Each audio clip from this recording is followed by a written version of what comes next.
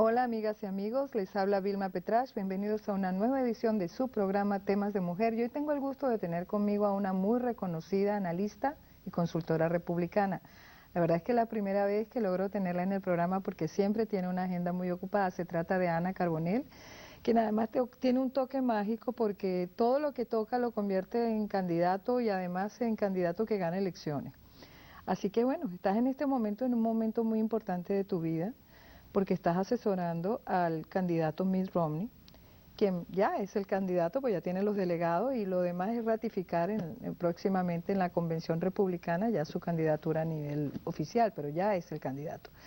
Pero yo precisamente te invito, Ana, porque yo quisiera evaluar contigo, más que como analista republicana, como consultora política, ¿cómo evalúas tú el papel que están teniendo los medios de comunicación en relación a la campaña presidencial en los Estados Unidos? Y compáralo con lo que sucedió en el 2008. Y la segunda pregunta tiene que ver con el papel de los medios en polarizar los ambientes políticos. Y te estoy hablando de posiblemente comparar con otras realidades nacionales donde ese fenómeno ha ocurrido.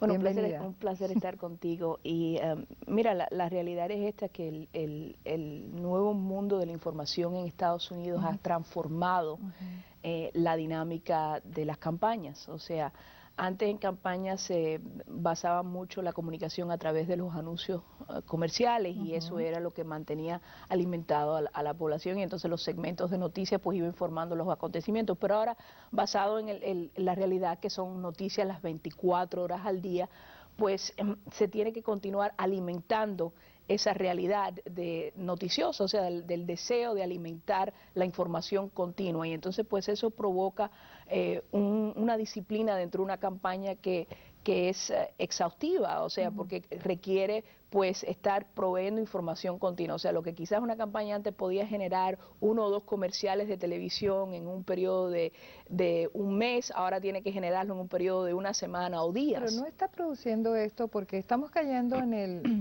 el problema de la instantaneidad. O sea, necesitamos información instantánea y como necesitamos hacerlo para que la gente no se olvide rápidamente por ese mundo instantáneo en el que vivimos, no estamos al mismo tiempo contribuyendo a que el ciudadano se atosigue al punto de que deje de tener interés en la política. Sí, yo creo que hay dos cosas. Yo creo que esa necesidad de la información ser continua también es un factor que va en contra de poder profundizar sobre la noticia. O sea, ya no estamos viendo análisis serio, lo que simplemente estamos viendo es titulares, y entonces esos titulares permiten unos minutos de comentario y entonces se va a lo próximo. Entonces, si tú no te mantienes informado de lo que pasó en esa hora, pues ya has perdido el ritmo de lo que está sucediendo. Entonces muchas personas hacen lo que tú bien señalas, se desconectan porque dicen, ya esto es demasiado.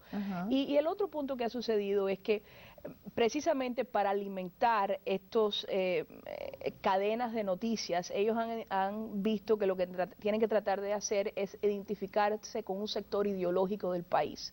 O sea, lo vemos en el caso de Fox. O sea, Fox ha logrado establecer el éxito que ha logrado porque llenó un vacío basado en el rumbo ideológico editorial que estaba tomando cadenas como CNN, y entonces ellos vinieron y llenaron ese vacío y establecieron un enfoque más conservador. Que eso se está intensificando y a mí me preocupa. Yo quiero que sepas que yo, para estar informada, te está hablando una ciudadana. Yo me considero políticamente independiente, no voto en este país, pero obviamente soy una observadora política. Pero cuando yo veo, por ejemplo, que para yo estar informado, yo tengo que recorrer de CNN, MSNBC a obviamente Fox, porque no me gusta decir que yo me estoy casando con una postura, yo quiero saber qué está ocurriendo, pero pareciera que estamos hablando de 3 países distintos muchas veces, informativamente hablando. ¿Cómo no estamos contribuyendo a, yo diría, polarizar? Digo polarizar porque la posición se queda petrificada. Es un bloque que me está viendo que no se va a cambiar al otro canal. Es el bloque que me había aquí en el medio que tampoco se cambia al otro canal. O sea, ¿qué estamos haciendo con esto? ¿No estamos dañando yo creo que es uno de los debate democrático? Es uno de los factores principales de por qué el país está tan polarizado. Nunca en la historia hemos visto una división tan definida política, donde básicamente las contiendas presidenciales están en un margen margen de un 50-50 y los Absolutamente. Y así lo estados... están diciendo las encuestas, es verdad. Y eso lo refleja, pero también es precisamente por esa división que se ha convertido ya en hasta un nivel personal, o sea, porque antes yo creo que, por ejemplo, cuando Tip O'Neill era presidente de la Cámara, existían discrepancias entre los partidos, pero eran amigos, pero los cuando dos bandos, había temas que donde tenían que lograr un consenso, había la habilidad de crear una coalición bipartidista para ¿quién lograrlo. eran los que eran amigos? Tip O'Neill y Reagan. Y Reagan Eran iban a jugar amigos. basquetbol y entonces Reagan tenía que gobernar Así. con un Congreso demócrata, y yo creo que parte de lo que le ha sucedido al presidente Obama es que él planteaba el poder duplicar lo que logró Reagan con un Congreso republicano, o el poder tratar de crear una coalición republicana, pero su agenda fue de tal extremo de que para poder satisfacer la extrema izquierda fue polarizando más al país, y la campaña que hemos visto hasta este momento ha sido una campaña muy polarizada, basada en sectores individuales. Y déjame ser ahorita abogado del diablo. ¿Cómo no? ¿En el Partido Republicano no está ocurriendo también algo de eso? Tiene sectores en ambos partidos. Porque es que el tema que a mí me preocupa es que si empezamos nosotros a elegir basados en esos grupos que son más polarizados, a personas para que estén representándonos en las instituciones del país como el Congreso, la principal, porque el artículo 1 de la Constitución por algo tiene que ver con el Congreso, es la principal rama del gobierno norteamericano. ¿Cómo vamos a hacer que esas personas que ya se eligen bajo una agenda polarizada vayan a ponerse de acuerdo? Mira, lo que sucede, o sea, vamos a analizar, por ejemplo, vamos a ir a Clinton. Okay. O sea, Clinton era muy demócrata, pero Clinton se dio cuenta, dio 2 años de su administración, que si él no se movía hacia el centro, él iba a perder la reelección con un Congreso que ya había ido, también. con un Congreso donde el país, fíjate, es la sabiduría del proceso democrático, el péndulo político le dijo a Clinton, no vamos a aceptar tu agenda de extrema izquierda. Clinton muy sabiamente se movió hacia el centro. ¿Qué hizo? Adoptó gran parte de la agenda republicana en reformas y en medidas que el país le aceptó, y cómo el país le respondió, le otorgó una reelección. Si analizamos el presidente actual, hemos visto donde este presidente, aunque perdió el Congreso, no ha rectificado el rumbo del país, continúa yendo más hacia los extremos. ¿Que eso se deba básicamente a razones ideológicas del propio...? El problema es que cuando uno encabeza el partido, y el presidente es básicamente el que encabeza el partido en este momento, porque es el que está en la Casa Blanca, su responsabilidad es de buscar el consenso y el centro dentro de su partido, y de igual manera de que si Romney es electo, su responsabilidad va a ser el no permitir que los extremos dentro de su partido sean los que lleven la voz cantante. Fíjate, pero a mí me preocupa, otra de las cosas que me preocupa, y te lo digo, Ana, porque yo soy una persona que perdió su democracia, ¿ok? Primero porque los partidos dejaron de cumplir su papel. Al final la gente apostaba que no votara a la gente para que el poquito de gente que votara, el 20%, fuese el que eligiera digamos, a los que iban a correr con los destinos del país, pues. Pero resulta que esa mayoría de la gente, esa mayoría silenciosa, se fue desencantando hasta el punto de la política que terminamos eligiendo un Mesías que destruyó la democracia. O sea, se monta democráticamente para destruirla. Creer que cualquier democracia, incluyendo esta que es la democracia moderna por excelencia, está blindada es un error. Yo veo los síntomas y trato de alguna manera de advertir, porque creo que nosotros, los que hemos perdido la democracia, y los que sabemos, los que vivir en regímenes que no son democráticos, y valoramos, por tanto, la democracia, podemos ver estas señales de desinstitucionalización del proceso político democrático. Aquí se está destruyendo las bases de la construcción del consenso político. Y tú lo ves también en las campañas.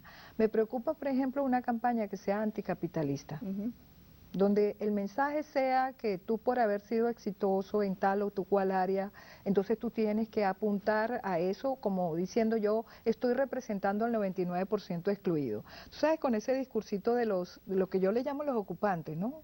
Que creo que es muy peligroso, porque la verdad es que lo que ha hecho grande este país también, la libre empresa, es el hecho de tener disciplina fiscal, es el hecho de no alocarnos, de pagar impuestos responsablemente, pero no irresponsablemente hacer que la gente pague demasiados impuestos. O sea, esa necesidad de balance, de equilibrio. ¿Qué está pasando? Cuéntame. Ese va a ser el gran debate de esta Se está elección. debatiendo el alma del país. Se está debatiendo el alma del país, el futuro del país, la filosofía de gobierno del país, la esencia histórica del país, porque esto es una meritocracia. O sea, este país Totalmente. lo que establece es si tienes el deseo, el sueño, la voluntad, el sacrificio de tener éxito, nadie te lo puede quitar porque va a estar basado en tu sacrificio. Entonces, la retórica que estamos viendo surgir en los próximos años es una retórica basada en resentimiento. Él es exitoso, por lo tanto, para nivelar la situación, pues tenemos que quitarle el éxito a esa persona para que esté a la par con Pero el que menos ha estamos hablando de luchado. nivelar Entonces, hacia abajo, ¿no? bueno, pero ese va a ser el gran debate de esta contienda presidencial, porque desafortunadamente el presidente, basado en su ideología, quiere continuar alimentando esa campaña de resentimiento, de decirle al pueblo de Estados Unidos de que hay algunos que tienen menos suertes que otros, no basado en sus circunstancias o basado en lo que han hecho o los sacrificios que han llevado a cabo, sino porque hay algún tipo de injusticia dentro del proceso y por lo tanto eso requiere que el gobierno continúe creciendo para nivelar esas... Ahora, a mí lo que me preocupa, Ana, es que el gobierno, el big government, es insostenible. Lo estamos viendo en Europa, el colapso del estado de bienestar europeo, que ya se venía desde atrás. Ana, yo tengo más de, yo diría, 15 años oyendo esas señales que se veían en el sueño europeo. Mira, colapsó, prácticamente está colapsado. Nosotros no podemos emular eso, al contrario, la economía más sólida sigue siendo la de la economía norteamericana, la economía donde todavía hay posibilidad de invertir, de crecer. Sin embargo, hay señales también preocupantes.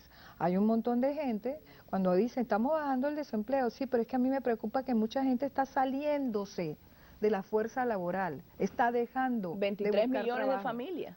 23 millones de familias hoy por hoy en este país Sí. O están desempleados o han dejado de buscar empleo o simplemente están haciendo trabajos a menos compensación porque no encuentran Pero trabajo eso basado... no es por causa de que se ha desincentivado al sector privado No, mira, y no hay un sector público que pueda ocupar ese espacio, definitivamente no lo hay. La creación de nuevas regulaciones que está creando el gobierno federal, cada mes lo que le impone a las empresas pequeñas son millones de dólares en nuevos gastos. Y eso es un impuesto.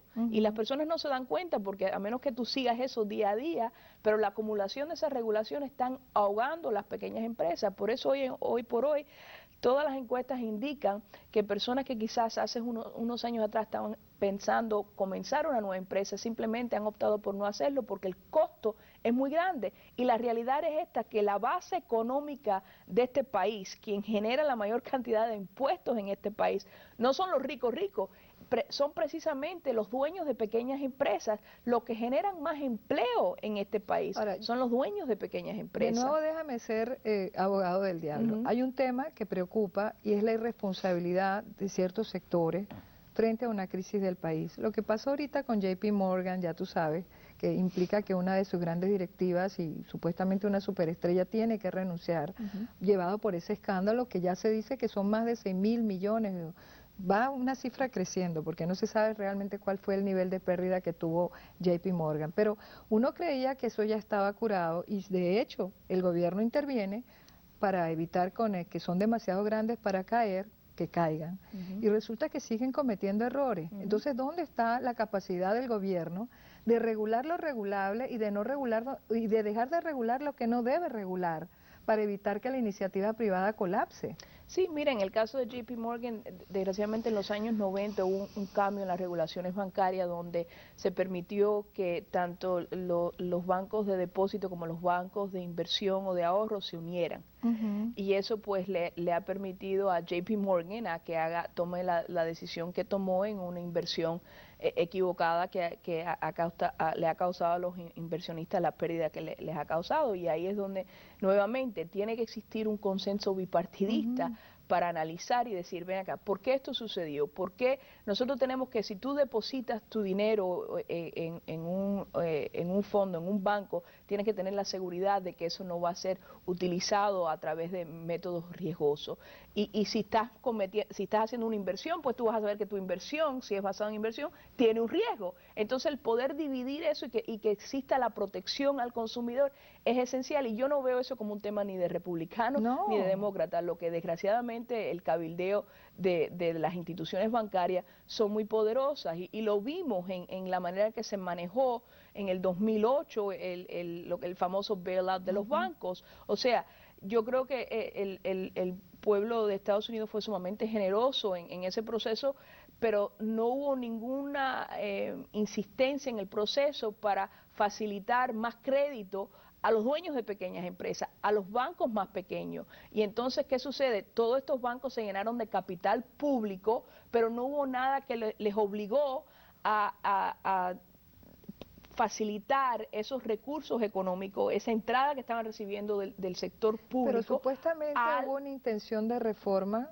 y la recuerdo, de parte de la administración Obama, para evitar que eso ocurriera, para que rindieran cuentas. Pero en la práctica no ha sucedido. En la práctica lo que hemos visto es que estos bancos han recibido el dinero, han recibido el capital, lo han aguantado porque obviamente no están confiados en la estabilidad económica del país por estos cambios que continúan sucediendo por el desempleo, y simplemente lo que han hecho es aguantado este capital, y no lo han invertido en préstamos a pequeñas empresas, no lo han invertido en desarrollo de los bancos comunitarios, que suelen ser los que más han contribuido al desarrollo de las pequeñas empresas, y fue el gran... yo creo que el gran fallo en esta medida, en donde si había una crisis, y vamos a asumir que los expertos decían que iba a colapsar la industria bancaria y la economía de los Estados Unidos, pues debían ambos, republicanos y demócratas, haber insistido en que hubiese un oxígeno al dueño de la pequeña empresa, porque eso es lo que ha prohibido el desarrollo económico en estos años. En la reestructuración del sector financiero, uno, por ejemplo, trata de llamar ahorita y le contesta a alguien que está, qué sé yo, en Singapur. El tipo no tiene nada que ver conmigo, con mi necesidad, con el que estoy perdiendo mi casa, mi hipoteca, la tenía no sé quién, o sea, por Dios. Y sin embargo los bancos se han consolidado, y lo que estamos abriendo es que en cada esquina hay nuevos bancos abriendo. Una cosa que es inaudita. ¿Cómo tú te explicas? Si han recibido este capital, esta entrada del contribuyente, pues, o sea, es para que lo puedan invertir de nuevo en las comunidades, pero no, lo están aguantando porque obviamente ellos todavía están bajo el temor de las inversiones que hicieron en las hipotecas, tienen duda con respecto a la estabilidad económica del país, y simplemente entonces dicen, no, pero primero nos castigaron por estos préstamos que hicimos a las hipotecas, pues ahora vamos a ser más cautelosos y vamos a aguantar este capital. Y la realidad es que es capital del contribuyente americano. Pero fíjate, te quiero preguntar eso, porque yo creo que el tema crucial, crucial, es que vamos a votar con el bolsillo. El norteamericano, así, hay por supuesto mucha preocupación. Yo constantemente estoy leyendo con mucha preocupación lo que pasa en Europa, porque aunque a mí me han dicho aquí algunas personas que no creen que eso va a afectar a los Estados Unidos, es un cuarto de la economía mundial, no me digas que no va a afectar a los Estados Unidos. Y eso va a tener un efecto dominó, porque además los mercados financieros en general son muy sensibles, pero además porque va a haber una inmensa tronera en la economía mundial si colapsa la zona euro. O sea, por eso yo me imagino que está la Unión Europea tratando de salvar los bancos por encima de lo que piensa el gobierno de Rajoy. Vamos a ver cómo sorteamos esto. Está Alemania tratando de mantener cierto equilibrio fiscal. Vamos a ver cómo esto no se colapsa. Ellos no quieren que eso colapse porque saben lo que eso, las implicaciones, el efecto multiplicador que eso va a tener aquí. ¿Qué pudiera pasar? Porque mucha gente dice, bueno, hay otros temas, y a veces cuando nos desviamos, que si el matrimonio homosexual, que si esto... No, el tema central sigue siendo la economía. Mira, la realidad es esta. El pueblo americano, cuando se enfoque en estos próximos 5 meses en la situación económica del país y vea que la deuda de este país en 3 años y medio ha sobrepasado la acumulación de deuda de todas las administraciones anteriores conjuntas, y se ha logrado más que sobrepasar en un periodo de 4 años y ve que eso ha contribuido a estancar el salir de esta recesión, se va a preguntar si puede continuar la gestión de gobierno de la administración actual, porque básicamente lo que va a provocar, si no logramos cambiar el rumbo dramáticamente con respecto a los gastos federales, con respecto al sistema de impuestos, con respecto a las regulaciones, va a ser un colapso de nuestra economía total, donde va a ser irreversible el proceso. Sí, pero a mí me preocupa que cuando yo te digo la economía va a ser el issue, también lo es para mal. O sea, no como issue que nos preocupa a todos, a mi bolsillo, a que si pierdo mi trabajo. La mayoría del país está con una gran incertidumbre, ¿ok? Y el votante promedio está con una gran incertidumbre y las encuestas también te lo están diciendo, no solamente por la polarización, sino por quién voto, y además el mensaje me está confundiendo. Me están diciendo que hay un candidato que se llama Mitt Romney, ¿ok?, que resulta que cuando estuvo en Bain Capital quebró y dejó sin empleo a un poco de gente, y esa es la propaganda que me está saliendo y me está bombardeando, ¿ok? Por el otro lado me sale Mitt Romney, Day One, lo que voy a hacer es esto, voy a recuperar la economía, voy a bajar los impuestos, voy a hacer esto, y dice, mira, voy a renegociar con China, voy a hacer las relaciones, y tú dices, bueno, aquí me está diciendo un tipo que va a ser líder, pero por el otro lado me están diciendo que ese líder es un tipo que estuvo en un área especulativa y quebró y dejó prácticamente sin trabajo a todo un pueblo. ¿Qué significa esto? Lo que significa es precisamente la gran preocupación de la filosofía de gobierno que tiene la administración actual. O sea, en el caso de Mitt Romney y Bain Capital, fue una compañía donde, si se analiza su historial, creó riquezas, creó empleos, creó crecimiento en las comunidades. Hubieron empresas que tuvieron que cerrar, hubieron empleos que se perdieron, pero en la evaluación final, o sea, de esa empresa, fue una empresa que con capital privado logró crear empleos y crear crecimiento. Es la esencia del capitalismo, es la esencia del libre mercado. A comparación... Bueno, es lo que llamaba Schumpeter la destrucción creativa. Yo sé que es un concepto que duele, pero la verdad es que pasa que uno quiere y se crea otra La realidad es que es la esencia del capitalismo de Estados Unidos, o sea que el mercado es el que dicta, basado en el éxito, basado en el producto. Si tu producto no funciona, no va a poder competir en el mercado. Si tu servicio cuando se no trata de funciona. decirle a una gente, bueno, está bien, lo que pasa es que la empresa donde tú trabajas no es competitiva y vas a perder tu empleo y todo un grupo. Hay estados como Ohio, por ejemplo, que son estados fuertemente afectados por este tipo, digamos, de industria que está colapsando porque no es competitiva, ¿ok? Pensilvania le pasa lo mismo. Lo que te digo, hay estados en Estados Unidos que tienen esa crisis. ¿Cómo le explicas tú al ciudadano común o cómo lo relanzas económicamente hacia otra área? Y ahí es donde vemos la diferencia de filosofía con la administración actual. La administración actual quiere controlar los programas de reentrenamiento, o sea, para identificar otros sectores a través del gobierno federal. Y no funciona. Tiene que ser a través de los estados. Los estados son los que conocen cuáles son las necesidades de las empresas que quieren entrar en sus estados. Y el gran reto que existe en este país es que tenemos compañías que quieren establecerse en los Estados Unidos o que quieren abrir en los Estados Unidos, pero no encuentran la fuerza laboral con las calificaciones y los requisitos que necesitan para llenar estas plazas de trabajo. Entonces tenemos que crear más incentivos en áreas de ingeniería, de matemática, de ciencia, para que nuestra fuerza laboral esté a la tarea de la nueva economía global. A contraste, la administración actual piensa que entonces ellos pueden controlar las normas del capitalismo, pero lo quieren controlar a través de fondos públicos. Y vamos a analizar en comparación. Bain lo hizo con fondos privados y ha tenido éxito.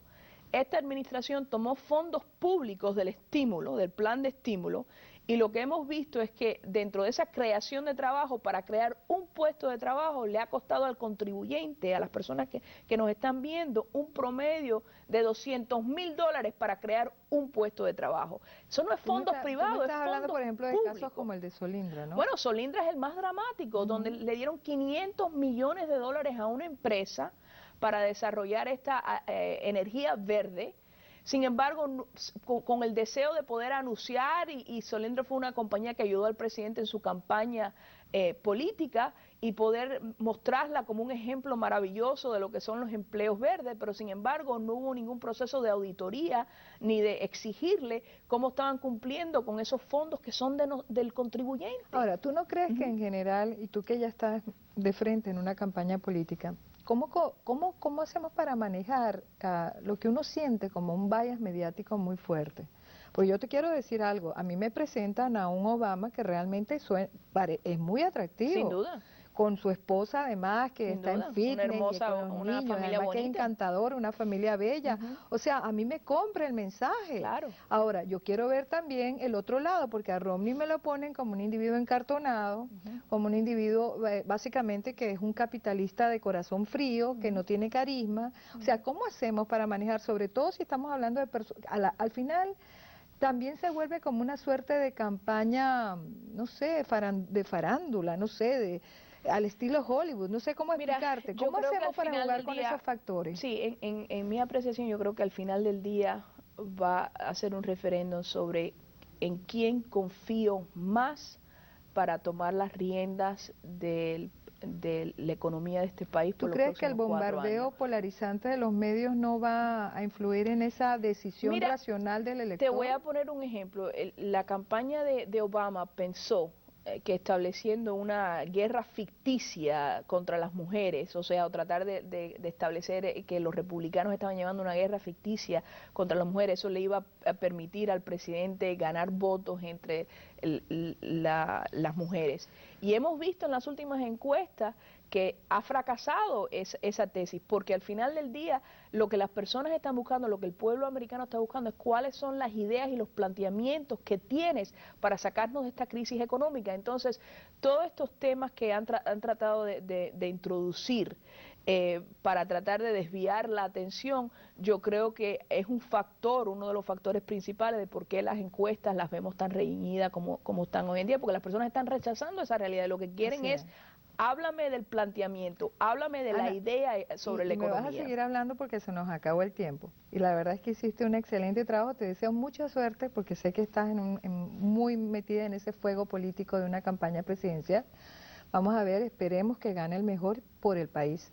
Bueno, amigas y amigos, y con este programa para ustedes, para esta comunidad, con una mujer de calidad como Ana Carbonell, quedo de ustedes para una próxima edición de su programa Temas de Mujer, donde tendré otra mujer de calidad para ustedes, para esta comunidad. Gracias por estar con nosotros.